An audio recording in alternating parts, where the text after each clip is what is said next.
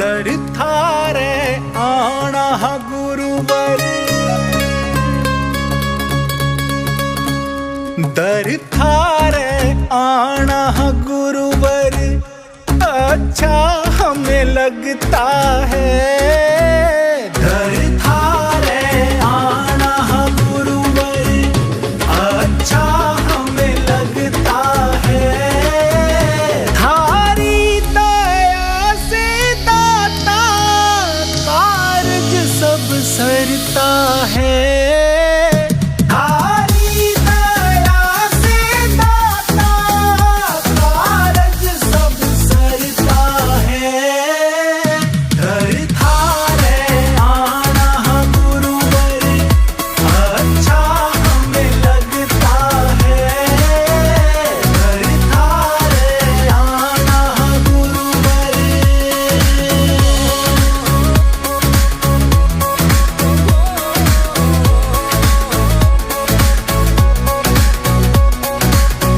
मुश्किल कोई आन पड़े जब इस दुनियादारी में, मुश्किल कोई आन पड़े जब इस दुनियादारी में, हरे करना हम बैठ के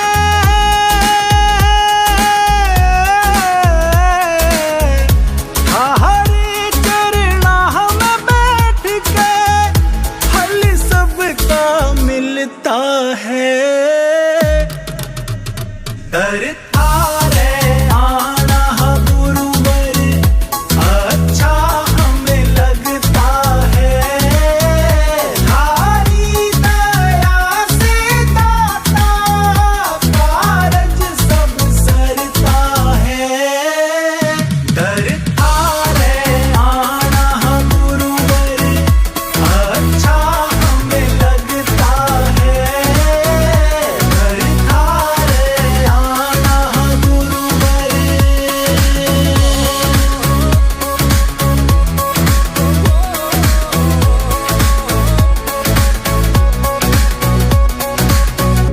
दुनिया के रिश्ते नाते स्वार्थ से भरे पड़े, दुनिया के रिश्ते नाते स्वार्थ से भरे पड़े। एक थारे प्रेम का नाता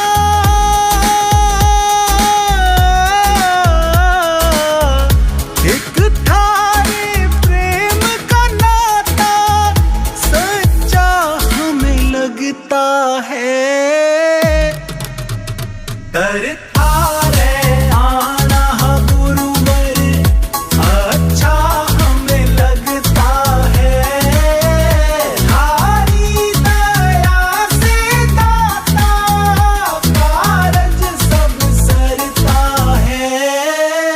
दर थारे आना गुरुवर अच्छा हमें लगता है। दर थारे आना गुरुवर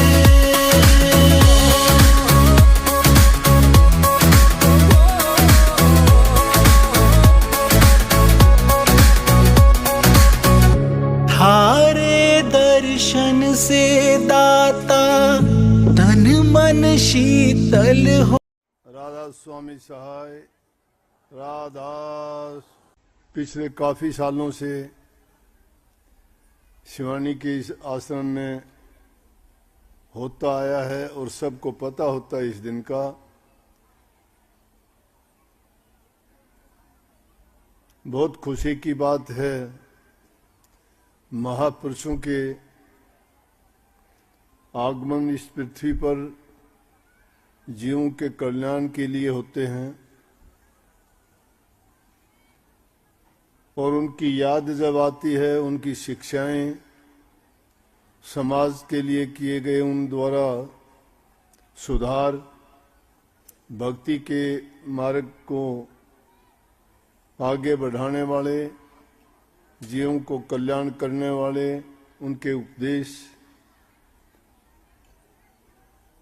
हमें समय समय पर ये याद दिलाते हैं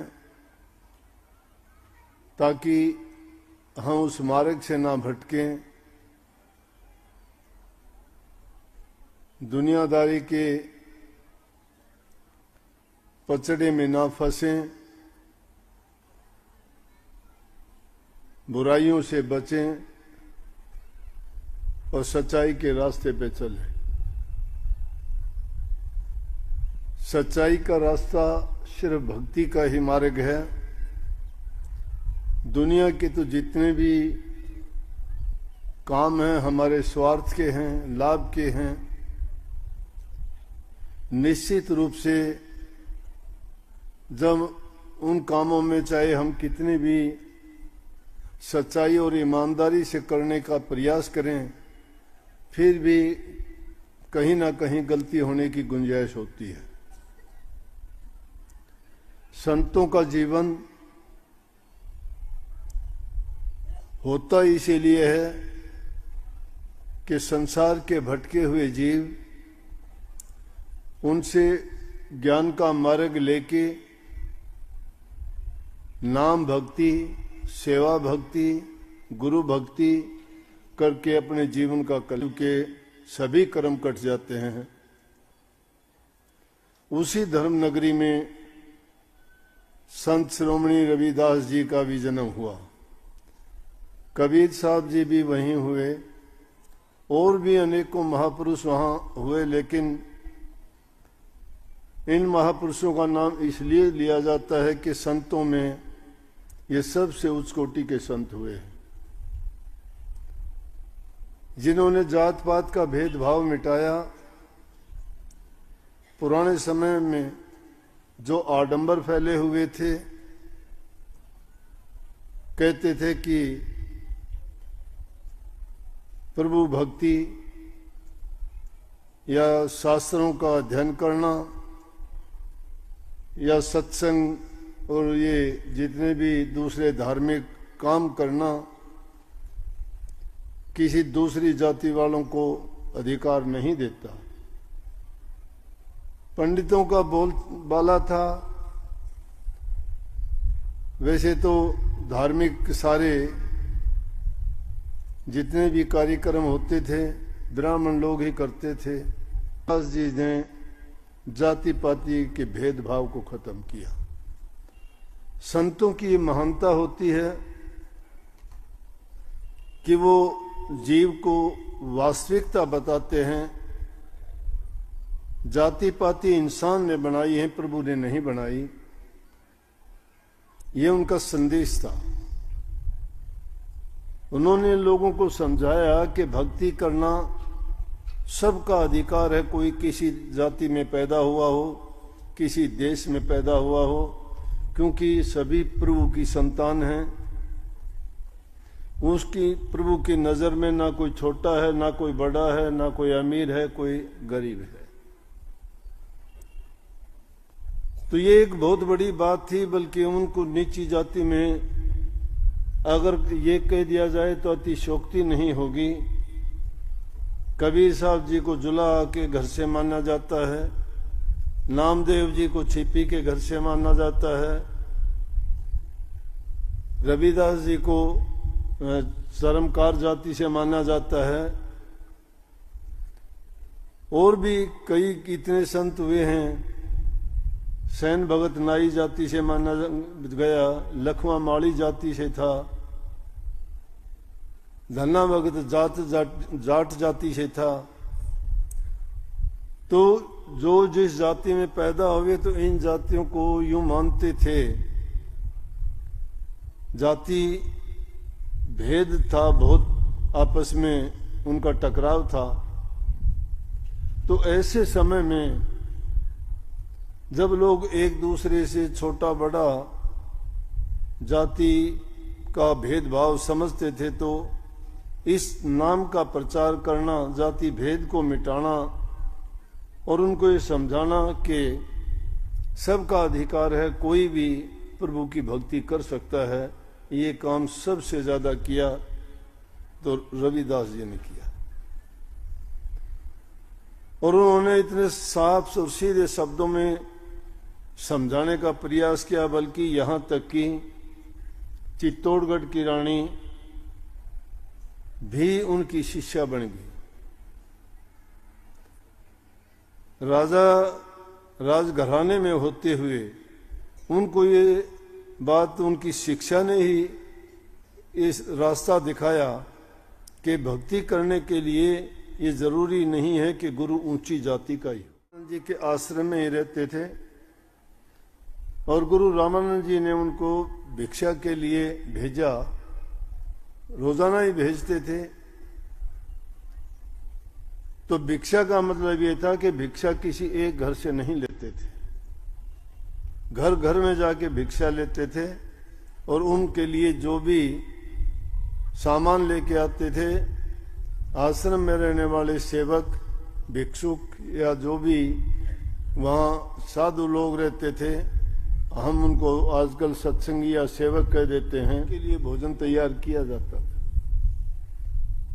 रविदास जी को गुरु रामानंद जी ने एक दिन भेजा भिक्षा लेने के लिए। बारिश हो रही थी। उनके पड़ोस में ही एक सेठ था जो धनवान कहो तो बड़ा कंजूस था, लोगों का खून चूसता था, उनको लूट खसूट करता था, झूठ बोलता था। तो जो भी अनाज या कोई चीज आदमी गलत तरीके से कमाता है, झूठ का, बेईमानी का, या किसी को धोखा देके कोई वस्तु लेके आता है, उसका कोई सेवन करता है, तो उस इंसान के विचार कभी शुद्ध नहीं हो सकते। इसीलिए हिदायत ये थी कि भिक्षा हर घर से लेके आओ। उनमें सब प्रकार का थोड़ा थोड़ा थोड़ा थोड़ा जो मिश्रण होता था, उसमें किसी एक आदमी का प्रभाव नहीं होता था। लेकिन उस दिन रविदास जी जब लेने के लिए गए,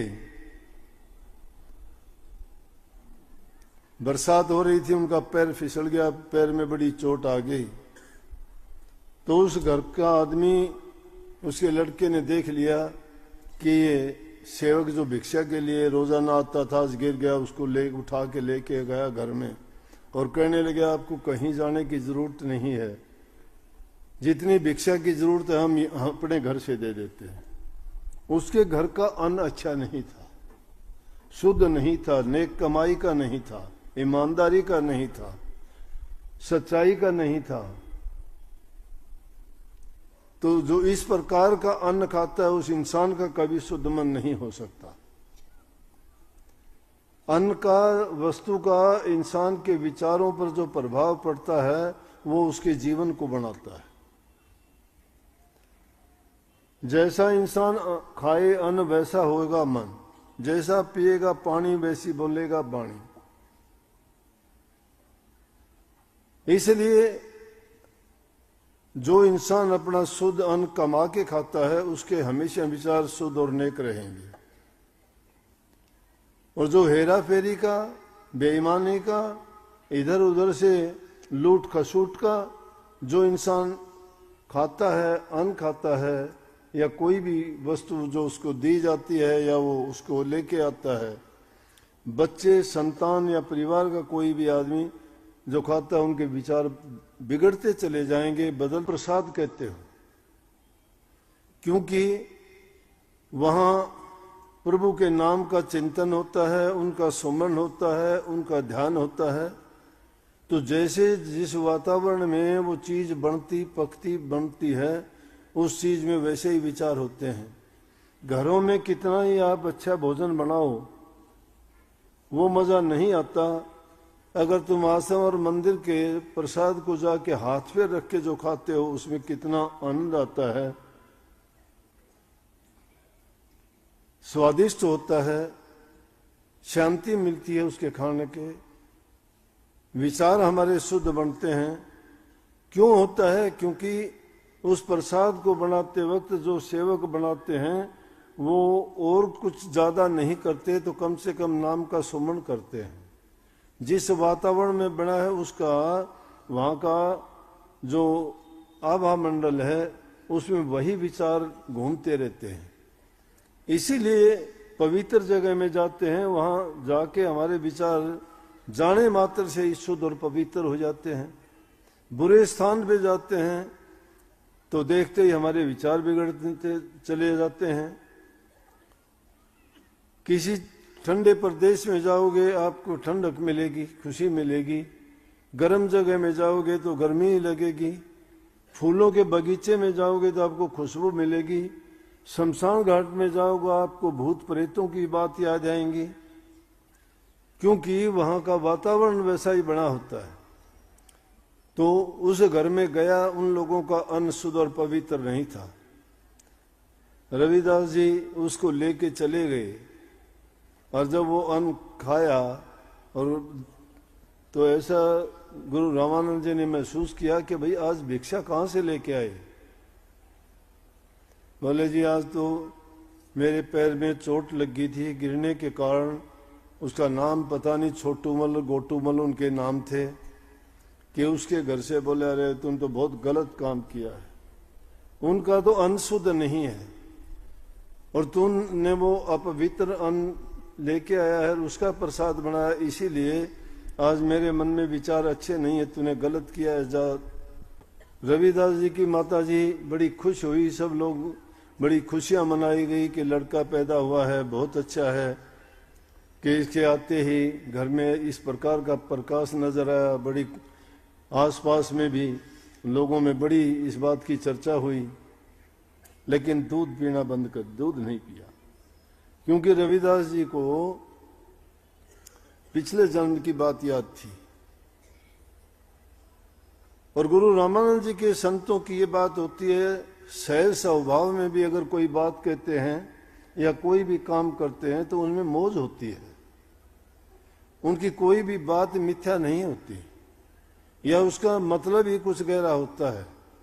एकाएक अचानक कोई काम करने के लिए चल पड़े तो उनकी आदत थी कि वो गुरु रामानंद जी भी भेदभाव नहीं करते थे, वो गरीबों से प्यार करते थे। तो सुबह ही चल पड़े घूमने के लिए, सेवक उनके साथ थे। उधर से रविदास जी की माता जी उनके पिताजी से कहने लगे कि आप लड़के के बारे में किसी से साधु महात्मा से पूछ के नहीं आते, किसी से पूछा नहीं करवा के आते, किसी आदमी जो शाणे या कुछ होते हैं उनसे क्यों नहीं पूछते कि क्या कारण है, हमारे बच्चे को तो कुछ ना कुछ गलत है, दूध नहीं पीता 3 दिन तक, ये कैसे जिएगा, जाओ। उधर से उनके पिताजी चले, सामने से गुरु रामानंद जी आ गए। रामानंद जी आए तो उन्होंने शीश झुकाया, कहने लगे भक्ता क्या हाल है आपका। बोला जी हाल तो ठीक ठाक है गुरुवर, परंतु एक बात होगी कि घर में लड़का हुआ था, 3 दिन से उसने दूध नहीं पिया है, रोए जा रहा है। बोला चलो, शायद मैं इसी काम के लिए आया हूँ, कोई काम तो था ही नहीं। गुरु रामानंद जी उनके घर चले गए, जाके उनकी तरफ देखा, गोद में लिया और लेके कहने लगे अब के बाद में दूध पी लेना, तेरा सारा जो कर्म था वो पूरा हो गया। तो रविदास जी का वो जन्म का जो कर्म था थोड़ा सा, उसके कारण उसको जन्म लेना पड़ा, लेकिन उनके विचार वही शुद्ध और पवित्र थे। पिछले जन्म के संस्कार लेके जीव दुनिया में आता है। ना तो गुरु के वचन की पालना करते हैं और ना ही उस पर यकीन और विश्वास करते हैं। बात बड़ी सादी सी कह दी कि गुरु की कर हरदम पूजा। गुरु की पूजा क्या है? गुरु के चरणों में मत्था रगड़ना पूजा नहीं है। उनके चरणों में जाके कोई प्रसाद चढ़ाना, कोई उनको तोहफा देना उनकी पूजा नहीं है। उनको इतना महान क्यों बना दिया कि उनके समान कोई देवता नहीं है? कोई देव क्यों नहीं है? अरे कोई देव आपको बताने वाला नहीं है, आके अपने मन से मानते हो, मन से करते हो। गुरु जिंदा देव है, वो देवताओं का देवता इसलिए है जिंदा देव। वो तुम्हें जो रास्ता दिखाता है उसमें तुम्हारा कल्याण है, उसमें तुम्हारा हित है। वो बात कहते हैं वो मानते जाइए ना। उनमें उनका खुद का हित नहीं, किसी दूसरे का हित नहीं, तुम्हारे कल्याण की, तुम्हारे हित की, तुम्हारी भलाई की, तुम्हारे खोटे कर्मों को मिटाने की बातें हैं। वो आपके जीवन को सफल बनाने के लिए ही तो सारा अपना इतना पुरुष लगाते हैं। तुमने दुर्लभ पाया कोटि जन्म जब भटका खाया। कोटि जन्म, एक आध जन्म नहीं, इंसान का जन्म कोटि जन्मों के बाद मिला है। और वो क्यों मिला कि हम दुनियादारी के काम नहीं, वो तो करके देख लिए, लेकिन याद हमें नहीं है। याद किसी को कुछ नहीं है। वो अगर याद हो तो इंसान अपने कर्म बिगाड़ेगा नहीं कोई भी। उसको ये भी पता नहीं है तेरी मौत कब हो जानी है। अगर ये भी पता लगे तो इंसान का जीवन दूभर हो जाएगा, कोई जीना ही नहीं चाहेगा। क्यों? उसी दिन से सोच लेगा मुझे तो फलां दिन चला जाना है, मैं क्या करना है। लेकिन ये खेल काल जाल का, इसको इसीलिए कहते हैं माया का पसारा है और काल का ये रचा हुआ सारा प्रपंच है। लेकिन इसमें संत एक ऐसे हैं जो इस जीव को इस जंजाल से निकालने वाले हैं, परंतु काम कठिन है। उनको अगर सीधी बात बताई जाती है समझ में नहीं आती। ये कोतक देख के जब रामानंद जी उनको कह के चल दिए, बोला कि ले दे दो, घुरबिनिया नाम था उनकी माँ का, कि दे दे उसको दूध पिला देगी। जाके दिया, उसने दूध पी लिया। दूध पी लेने के बाद गुरु रामानंद जी के ही शिष्य हुए वो, और इतने बड़े संत शिरोमणि कहा जाता है कि सब लोग ऊंचे से ऊंचे राजा महाराजा, बड़े धनी लोग, सब उनको आगे मत्था टेकते थे और सबके साथ बड़े प्यार से, बड़े शांति से, शालीनता से अच्छा बर्ताव करते, उनको मीठा बोलते, और उस अच्छे व्यवहार में ही उनको सब कुछ मिल जाता है। लेने को सब ने आपने नाम लिया होगा ना, लेकिन सच्ची ईमानदारी के साथ बताइए ना, आप नाम का कितना जाप करते हो, कितना ध्यान में बैठते हो? कभी एकाग्रचित होके कभी सोचते हो कि नाम क्या चीज है, कि प्रभु क्या चीज है?